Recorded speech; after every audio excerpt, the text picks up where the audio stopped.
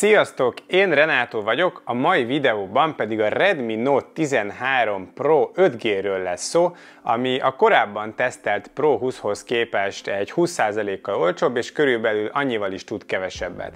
Ebből a videóból kiderül, hogy milyen, illetve hogy melyiket éri meg inkább megvásárolni, szóval a videóban a Pro Plus-ra is ki fogok tekinteni majd párszor. Kezdjünk!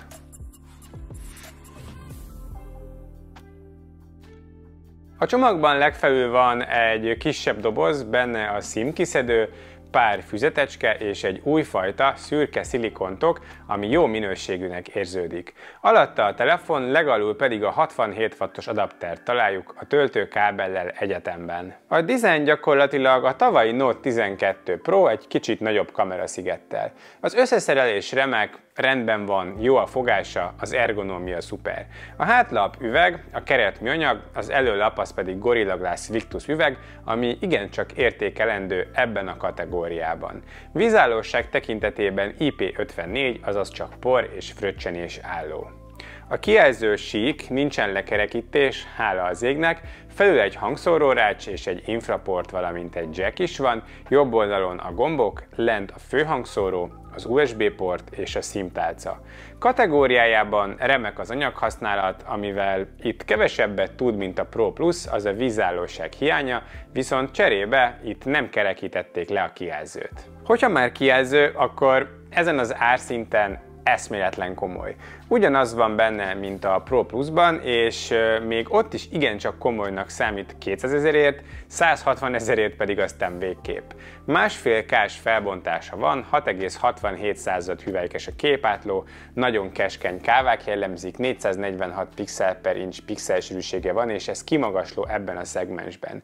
Ahogy az 1800 nites maximális csúcsfénysűrűség is HDR tartalmaknál, ez nagyon-nagyon fényesnek számít a középkategóriában, napsütésben is tökéletesen leolvasható. Van Dolby Vision is, 100%-os P3 színskála lefedettség, 12 bites színmélység és 120 Hz-es képfrissítés is, utóbbi adaptív, 90 és 60 Hz is tud lenni tartalomtól függően.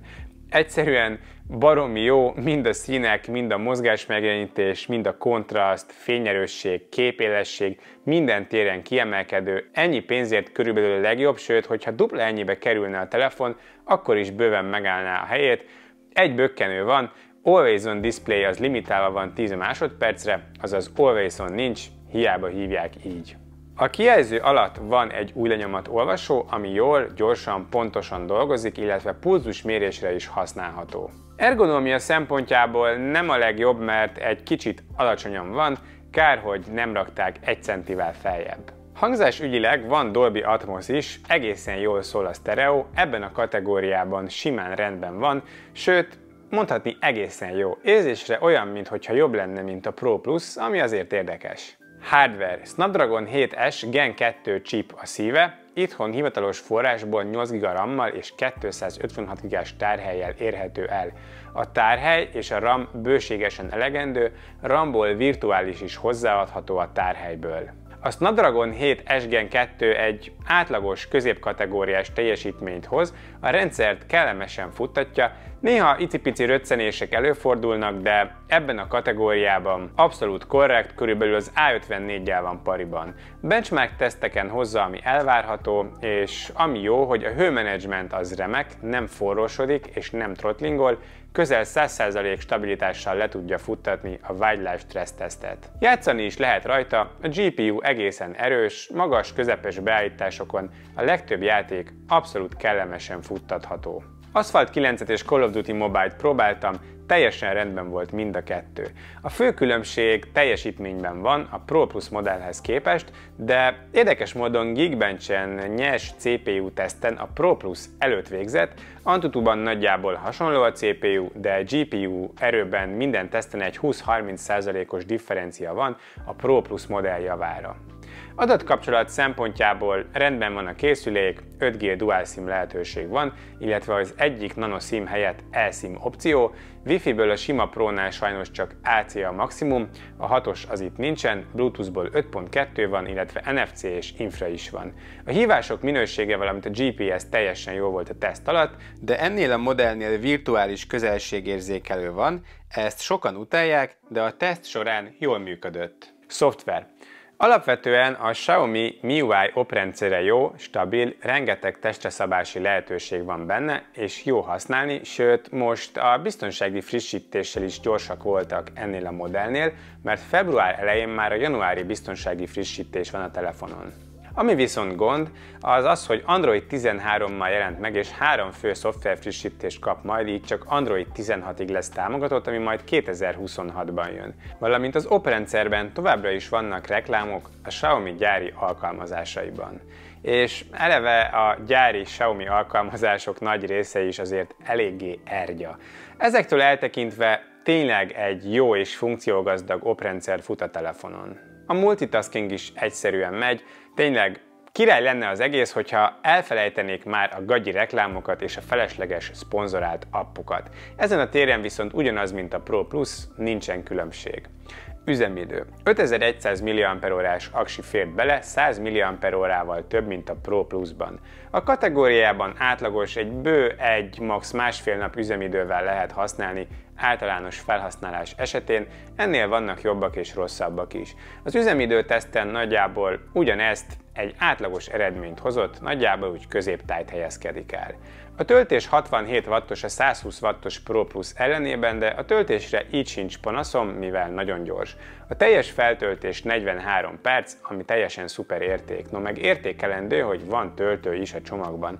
Ami viszont negatívum, hogy nincsen vezeték nélküli töltés, ami az egész Note 13 szériából kimaradt. És végül a kamerák. A hátlapon 3 is van, itt teljesen megegyezik a telefon a Pro Plus-szal. Az elsődleges egy remek 200 megapixeles, az ultraszéles 8 megapixeles és 2 megapixeles a makró. Utóbbi 2 a gyenge láncszem. Az előlapon pedig egy 16 megapixeles selfie csücsül. A képeknek elvileg ugyanolyannak kellene lennie, mint a Pro Plus-nál, ám mivel ugye más a proci, más egy kicsit a képfeldolgozás is, de a képek így is 99%-ban megegyeznek. Nézzük is a fotókat. Az elsődleges képei jók, jó a dinamika, a részletesség, az élesség és jó kontraszt jellemzi, de azért ettől a 200 megapixeles Samsung egységtől ez el is várható. Mivel nagy a felbontása, digitális zoom 2 és 4-szeres nagyításban is megy neki, gyors gombbal, és a fotók úgyis bőven jók, tehát gyakorlatilag telefotót helyettesíti a nagy felbontásával. Makrózni is lehet ezzel, a fókusztávolság kicsi, én makrózásra ezt javasolnám az Ergya 2 megapixeles helyett. A 2 megapixeles makró egyébként ilyen makrófotókat készít.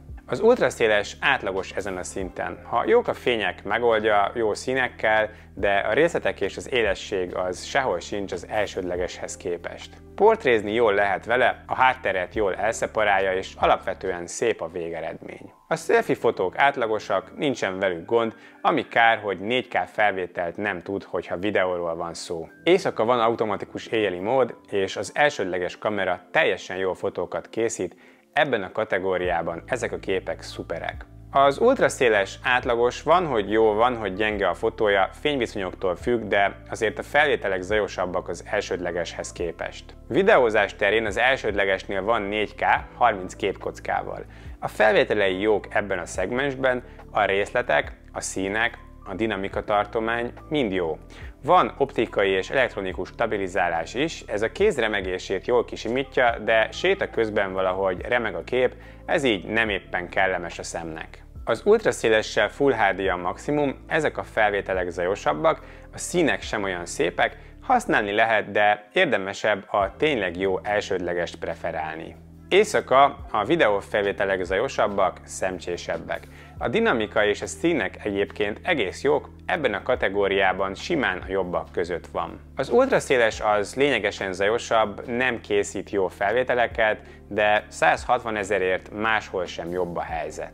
Úgyhogy ez volna a Redmi Note 13 Pro 5G. A tavalyi Note 12 Pro 5G-hez képest jobb lett, jobb a kialakítása, jobb a kijelzője és erősebb a hardvere, valamint a főkamera is jelentősen fejlődött, ekközben a nyitó ára 5000 forinttal lett csak több. Abszolút korrekt készülék, 160 000 forintért, tényleg kellemes kézben tartani, a kijelző az tényleg kiemelkedő ebben a szegmensben, a teljesítmény abszolút korrekt, a tárhely bőséges, és az elsődleges kamera pedig remek, a töltési ideje is jó. Az üzemidő átlagos, a kiegészítő kamerák átlagosak, vagy talán egy kicsit gyengébbek annál, a szoftver az, amiben én tényleg be tudok kötni a reklámok és a felesleges alkalmazások, valamint a támogatás miensége miatt. Előrendelésben, azaz február 6-ig egy Airfryer is jár mellé, február 23-ig megvásárolva pedig kijelzőcsere garit is adnak mellé 6 hónapra, hogyha esetleg összetörne, akkor cserélik. Így is simán jóvétel 160 000-ért, idővel pedig ugye még lejjebb is fog kúszni majd az ára. Hogy idén a Pro vagy a Pro Plus éri meg jobban? Nos, ezt mindenkinek egyéni preferencia alapján kell eldöntenie, de szerintem a csak 40 000-es árkülönbség a Pro Plus javára billenti a mérleget, a kialakítása jobb a vizsgálóság miatt, a hardware azért valamelyest erősebb, és dupla akkora a tárhely is, a töltés pedig dupla olyan gyors, illetve ott van Wi-Fi 6 is, de ugye a kijelző, a szoftver, valamint a kamerák azok teljesen megegyeznek. A tesztje ide klikkelve megtalálható. Ennek a telefonnak a fő konkurense a tavalyi A54, amivel nagyjából kéz a kézben járnak tulajdonságokat tekintve, az ára annak már erre a szintre esett, és hol az egyik, hol a másik jobb valamiben, annak a tesztjét szintén megtalálod ide klikkelve.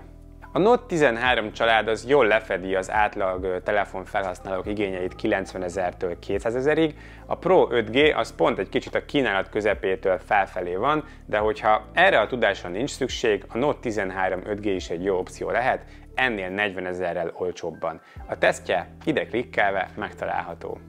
Ti mit gondoltok róla? Melyiket vennétek? Beszéljük meg a komment szekcióban. Köszönöm szépen, hogyha végignézted a videót, hogyha tetszett, akkor kérlek nyomj rá egy lájkot az algoritmus miatt, illetve iratkozz fel a csatornámra, ha kíváncsi vagy még hasonló mobiltesztekre. Köszönöm szépen még egyszer, legyen szép a napotok, viszlát a következő videóban!